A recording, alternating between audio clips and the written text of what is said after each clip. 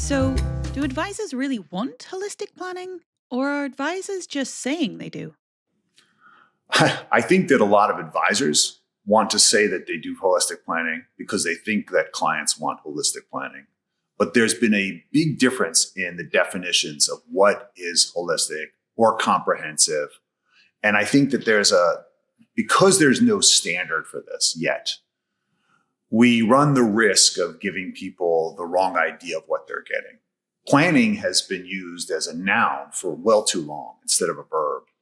And what I mean by that is that the noun is a deliverable, right? It's an episodic experience. You come in, I do some kind of financial planning. The clients don't know what that means. It means I think I'm going to get some guidance or some indication of whether I'm doing okay. Advisors deliver this 80-page report that took 10 hours to create, and it shows basically that the advisor should manage your money.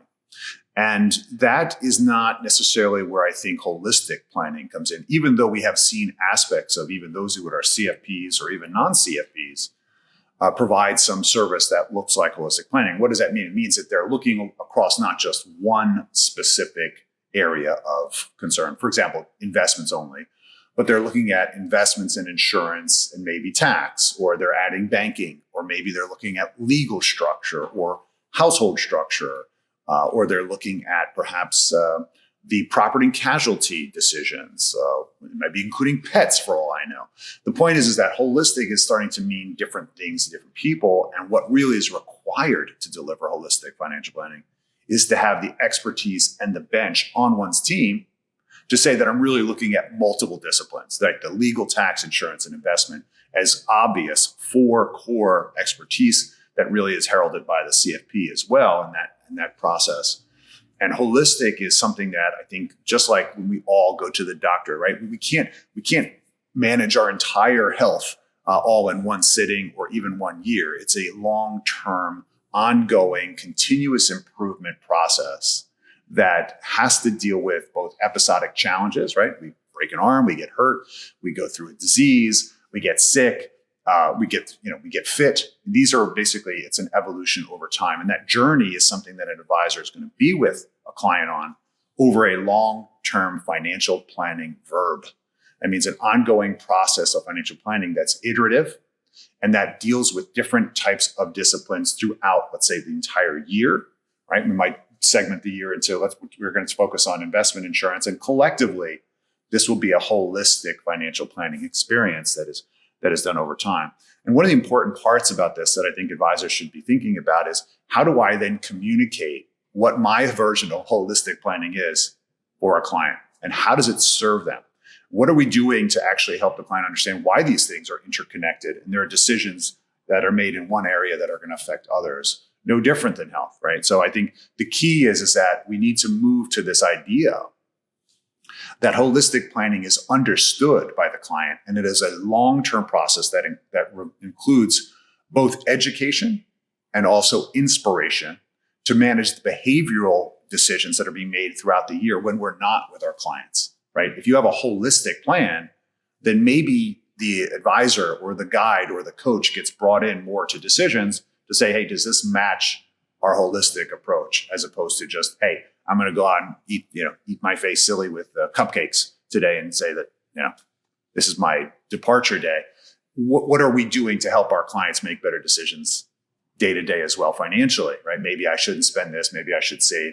Maybe we should ask our coach whether it's okay. We can just go spend some money. So I think the key for this ongoing is to set the stage for what holistic financial planning is with the clients, make sure there's buy-in, and make sure that they actually want this level of experience. But do advisors want to be coaches? No. It's like, we can go get a meal. Do you want a fast food meal? Do you want a salad? Do you want like a full 5-course meal? Do you want high end? Do you want low end? Like, it's all called a meal. That's why I'm saying financial planning is segmented. And holistic basically just means you're thinking about more than just investments or more than just insurance. So here's a great example of holistic planning. One client might come in and say, I just had a child. I need to buy some life insurance. Okay, should I buy this insurance? What kind of insurance we can figure out what to buy.